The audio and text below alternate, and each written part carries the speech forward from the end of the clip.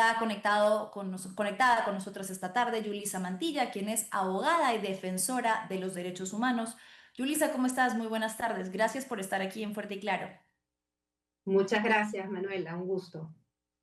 Yulisa, partamos hablando de este caso que es tan lamentable, ¿no? La muerte de un niño en un claro acto de abuso y negligencia policial, del que ya nos adelantan las personas que ocupan el poder, va a ser derivado a el fuero policial militar. Te pregunto a ti, además, como especialista en la materia, ¿se puede considerar la vida de un niño de 8 años un bien jurídico policial? No, así, en simple, no. Yo ahí quiero plantear algunas cosas porque he leído y he escuchado con mucha indignación las declaraciones del señor Cueto y quisiéramos el esfuerzo de hacer un paralelo. Porque si esto ha pasado, se ha asesinado a este niño en este momento, que no ha habido conflicto, que no es un ataque terrorista, yo me pregunto cómo habrá sido pues en la época de Ayacucho, donde el poder era absoluto, donde se suspendió el habeas corpus y el amparo. Yo creo que lo que ha pasado ahora con este niño es la mayor prueba de la impunidad y del descontrol. Eso en primer lugar. En segundo lugar, también aprovecho tu programa porque escuché una entrevista de la congresista Chacón, donde ella decía que ahora se había restituido el fuero militar. Es mentira, porque el fuero nunca acabó. Lo que ha pasado ahora es que se ha desdibujado el delito de función. El fuero militar y policial está diseñado para actuar cuando se afectan bienes jurídicos castrenses. La vida de un niño no es un bien jurídico castrense, con lo cual no debería ir a fuero policial militar. Eso que quede clarísimo, pero esta ley es tan mala en todos los sentidos, que establece claramente que el delito de función es un acto ilícito en el acto de servicio. Es decir, el policía estaba reprimiendo, organizando y mata. Pero hay una parte que nadie está diciendo, que evidentemente tiene sentido que no lo digan, es que la Corte, la justicia ordinaria, tiene que ceder competencia ante la justicia militar policial. Y yo creo que eso es gravísimo también. Sí, por supuesto. Ahora que haces mención a esta entrevista que dio la ahora nueva parlamentaria Cecilia Chacón en Canal N, creo que, no sé si coincides, pero hay un patrón que empezamos a ver de reescribir la historia y la memoria, ¿no? Porque ella dice con total soltura y muy segura de lo que está afirmando, que se les persiguió después de que, como tú dices, se hubiese eliminado el fuero policial militar, que no fue de esa manera, pero que a partir de ello empezó una persecución contra policías y militares. Lo que en realidad se tradujo en hechos concretos es que la Corte Interamericana de Derechos Humanos anuló muchas de las sentencias que le daban absoluta impunidad, por ejemplo la de amnistía, a casos como Barrios Altos y La Cantuta.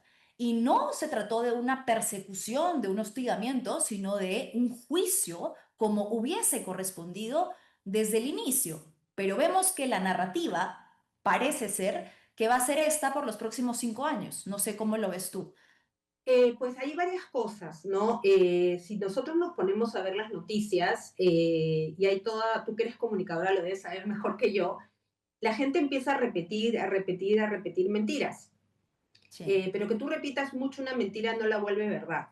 Entonces, por todos los lados, y no solamente ahora, sino desde antes. Y en este caso concreto, cuando la entonces presidenta Boluarte y el presidente del Senado le dicen a la Corte Interamericana, somos autónomos, tenemos soberanía absoluta, eso es mentira.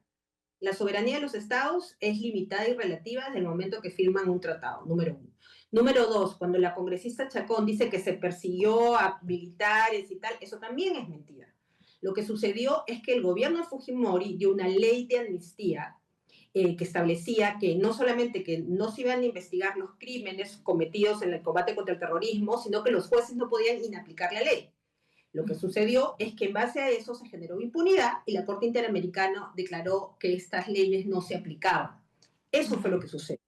Y lo tercero, que lo ha dicho el congresista Rospigliosi, que tampoco es cierto, es que hay 300, 400 militares perseguidos, y eso no es verdad. porque además hay algo que la gente tiene que saber, estos procesos han durado mucho porque cuando se han iniciado las investigaciones, el propio Ministerio de Defensa no ha colaborado con la investigación, pero además gente como Telmo Hurtado, responsables de masacres, se escaparon del país, ¿de acuerdo? Y otra cosa que también creo que es importante, hay muchos militares que ejercieron su labor respetando los derechos humanos y las normas. Lo que están haciendo es poniéndolos al mismo nivel con quienes ejecutaron masacres. Y finalmente, ya que hablamos del tema de la memoria, y ahí yo vi la entrevista también al doctor Lerner que le hizo Rosa María sobre el caso de Lu, y lo digo, lo he dicho en mis redes, es más, aprovecho tu espacio para decirlo. Yo voy a ir a LUM, quien me quiera acompañar, yo hago directamente la visita guiada. Vamos. Vamos, porque LUM tiene, por un lado, y eso no lo mencionan, hay un caso, unas fotos gravísimas de niños asesinados por Sendero. Tiene el análisis del exterminio que casi realizó Sendero Luminoso con el pueblo Ashánica. Tienen las fotos de cómo Sendero se había tomado las cárceles. Tiene las fotos de la fuga de Polay. Tiene el testimonio del ex canciller García Belaúnde cuando cuenta cómo Sendero casi mata a su padre, Domingo García Raba. Eso está en el LUM. Pero si yo solamente repito, solamente ponen esta masacre y tal, me llevo a ese imaginario de que es solamente de un lado. Entonces, sí hay una voluntad de reescribir la narrativa, un negacionismo que no es solo del Perú, porque estamos viendo lo mismo en Argentina con Milei. Y lo más grave, Manuela, que a mí me abruma, es cuando encuentras a gente como el señor Cueto justificando la muerte de un niño de esa manera. Y hoy Marco Avilés comentaba que fue igual un niño de 8 años en Barrios Altos al cual se le mató. Javier Rivera. Entonces, creo que es gravísimo lo que está pasando, ¿no? Sí, de acuerdo. Creo que las personas que señalan que el Museo de la Memoria es parcializado, quizás no han transitado el Museo de la Memoria, porque es bastante evidente el señalamiento que hace sobre la responsabilidad que hubo de Sendero Luminoso, de la brutalidad que aplicó este grupo terrorista. En ningún momento, no sé si yo he visto otro Museo de la Memoria, creo que todos hemos ido al mismo. No se trata de minimizar estos hechos, sino que una verdad no implica la no existencia de otra verdad. Ambas pueden coexistir y ser ciertas, como la responsabilidad que también se le atribuye a crímenes, horrores cometidos por el Estado. Hablabas un poco del tema de los jueces, Yulisa, y quería preguntarte Sí, porque vemos un nuevo caso, ¿no?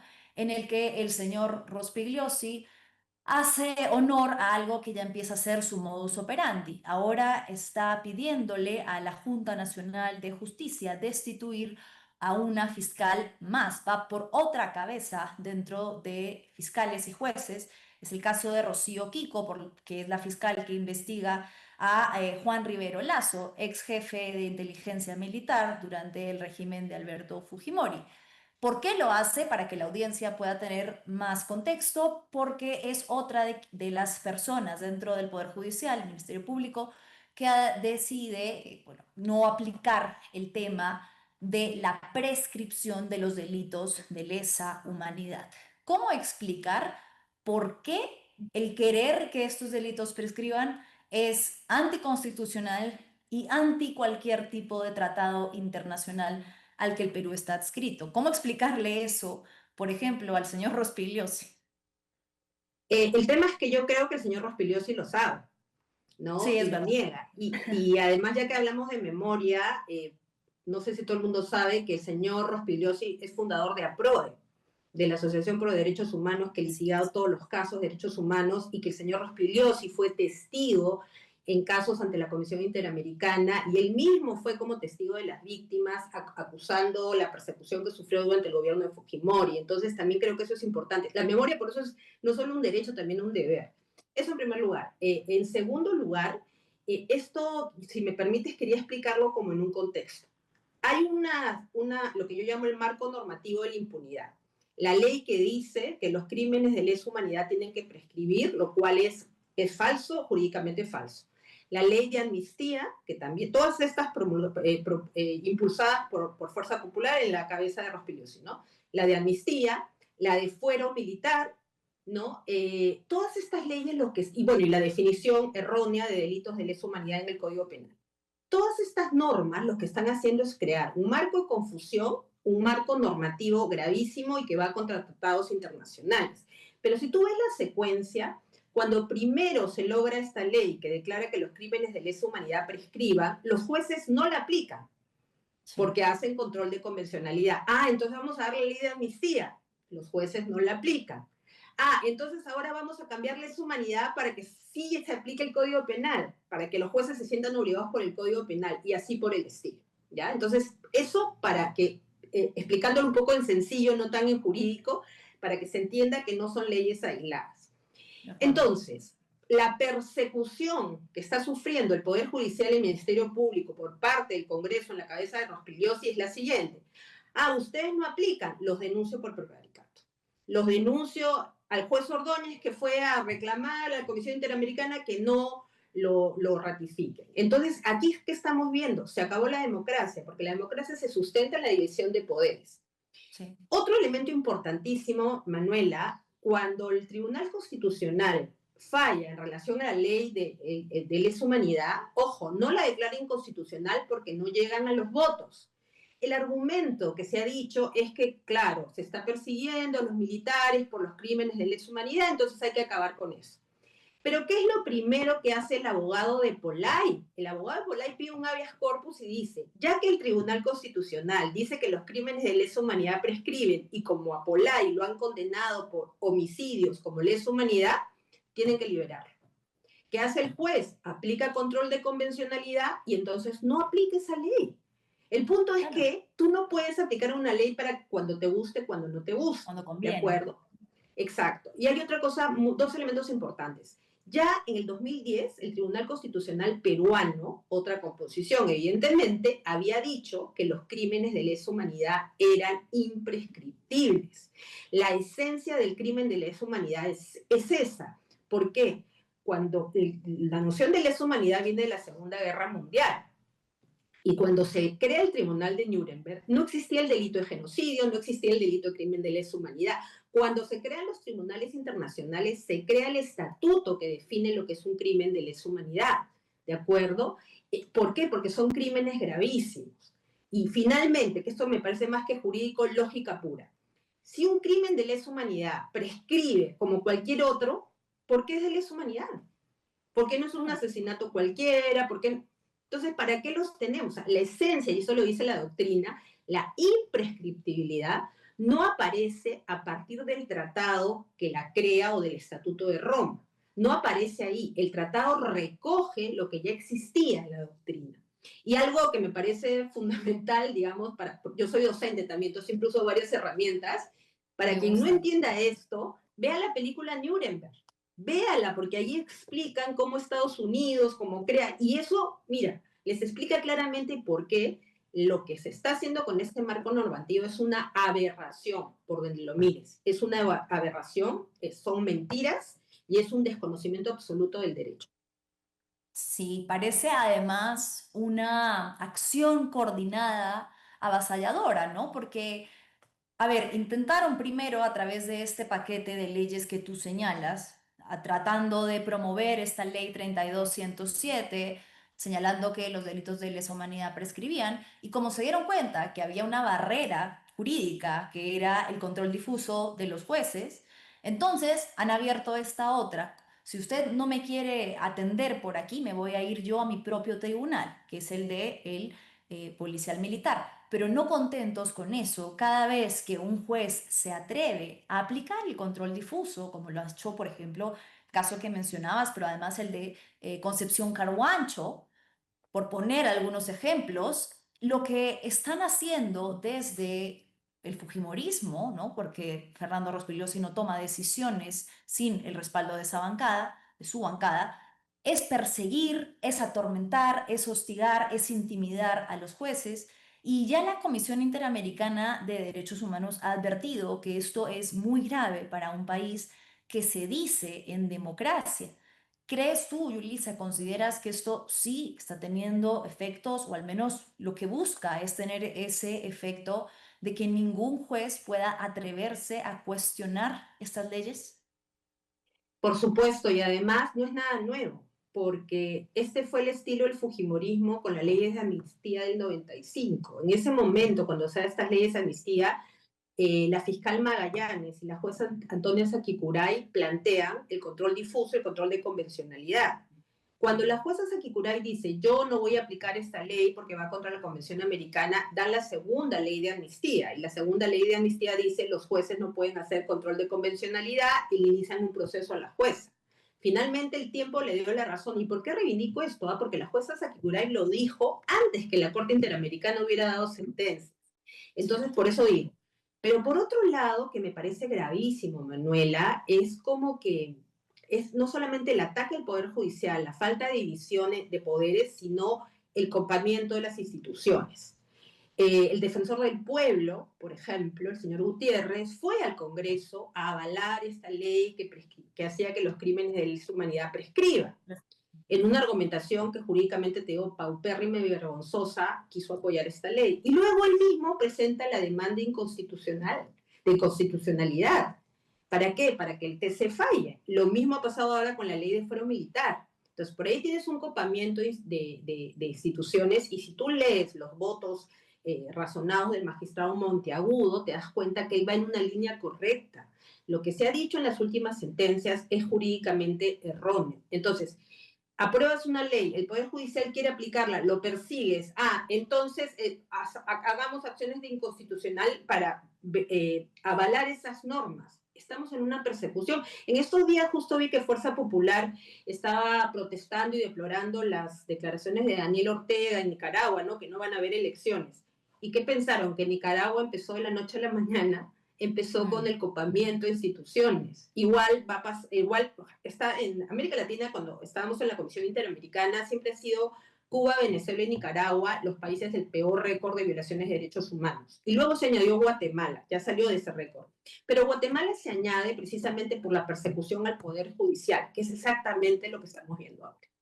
¿No? Cuando Claro. ya no tienes un poder judicial y además esa falacia que dicen que el Congreso es el primer poder del Estado que alguien se inventó y nuevamente te digo, repites la mentira y la vuelves de verdad, eso es falso, eso no existe. Sí. El Poder Judicial está o sea, está siendo controlado, se está intentando controlar a través del legislativo. Y sorprende, ¿no? La similitud, no sé si sorprende, pero con la que hablan de dictaduras con las que comparten muchas características, como por ejemplo esta intención de retirarse de la Corte Interamericana de Derechos Humanos, quienes han sido las naciones, entre algunas otras. O sea, Yulisa, para ir cerrando, te quería preguntar también sobre un tema que creo que abordas bastante bien. El tema de las niñas, las mujeres abandonadas, una y otra vez revictimizadas en el Perú. Solo esta semana hemos recibido dos casos muy graves de Condorcanqui, uno que implicaba a una niña Sí. de 6 años y otro que implica la violación, ¿no? El abuso probable de parte de militares que han sido entregados por el ejército para ser investigados, que entraron a una institución educativa. ¿Qué va a pasar con estos casos? Porque gobierno tras gobierno han sido ignorados y para serte honesta, no parece haber muchas luces de que haya una intención del gobierno de Keiko Fujimori por priorizar el tema de la educación sexual integral. Su bancada votó por eliminarla y por cuidar a estas niñas. Es una situación bastante grave de la que no se habla lo suficiente. Pues mira, yo te digo, jurídicamente hablando, el caso Condorcanqui ya constituye lo que se llama en derecho el patrón de violaciones de derechos humanos. Es decir, ya no estamos hablando de casos individuales. Los estados, en este caso el Perú, tiene obligaciones de diferentes tipos. Una, la de prevenir, investigar, sancionar y reparar violaciones de derechos humanos. Ninguna de esas la ha cumplido. Además, lo grave en este caso es que tanto los profesores como los militares son funcionarios públicos. Entonces, si algo te puedo decir es que más allá de las denuncias individuales, y esta sería mi sugerencia jurídica, ¿no? Se están dando denuncias individuales. Pero ¿qué haría yo? Inmediatamente hacer una comunicación a la Comisión Interamericana pidiendo una audiencia, porque esto es un patrón. Y lo segundo, jurídicamente también lo digo, yo creo que estos casos hace rato ya se podrían intentar presentar a nivel internacional, porque si bien el requisito es el agotamiento en recursos internos, hay una excepción a ese agotamiento cuando los recursos son ineficaces o inadecuados, como es este caso. Entonces yo creo que este caso ya tiene trascendencia para nivel internacional. Ahora, por qué algunos policías, militares o funcionarios, en este caso posiciones políticas, quieren salirse del sistema interamericano? Porque a quienes van a condenar va a ser al Estado peruano. Lo de Condorcanqui, Manuela, ya es un patrón de violaciones de derechos humanos gravísimo, que se suman otros elementos, la discriminación, las niñas que están durmiendo en esas residencias donde entraron los militares a violarlas están ahí porque el Estado no le pone colegios cercanos. Las Claro. niñas que han sido chantajeadas y violadas es porque no tienen acceso a toallas higiénicas, tampones, etcétera, etcétera. Pero además de eso, y esto lo contaba Rosemary Pioc, es que cuando se descubrieron algunos de los profesores violadores, la misma población decía se los van a llevar y nos vamos a demorar un año más en tenerlos. Entonces, lo que esto demuestra es que la violencia de género tiene una causa en la discriminación y una continuidad. Y quiero ligar esto a lo que estamos viendo ahora, porque en la Comisión de la Verdad encontramos el caso Manta y Vilca violadas por militares, como también encontramos los campamentos de Sendero Luminoso donde violaban niñas y adolescentes y las acciones del MRTA que obligaban a las niñas y adolescentes a abortar. Todo eso se puede investigar porque se considera como un crimen de lesa humanidad.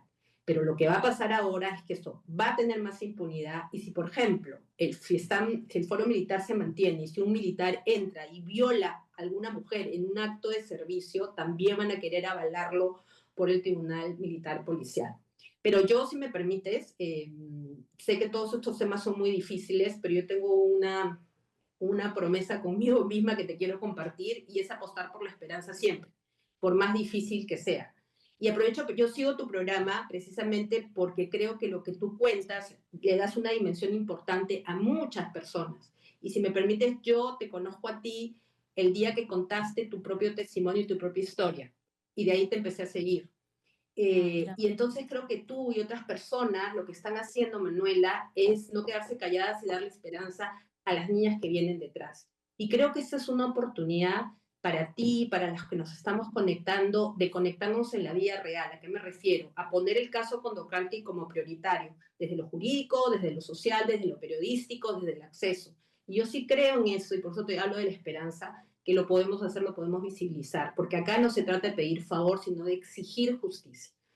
Así que ya hablaremos en algún momento, espero, formemos este Sí, grupo de por apoyo con favor. Dorcanqui, formemos este grupo de apoyo con Dorcanqui que es Hagámoslo. tan necesario y urgente.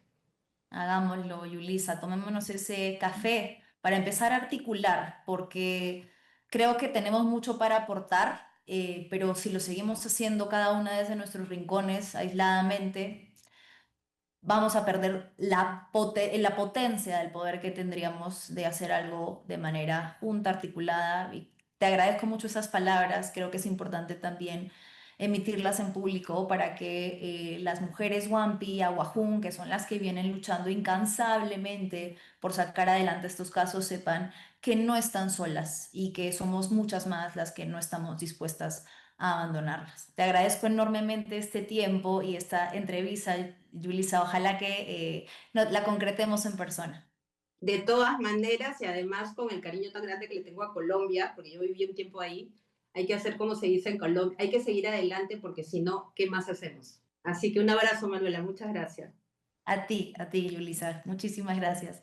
Ha sido Yulisa Mantilla, quien es abogada y una ferviente defensora de los derechos humanos.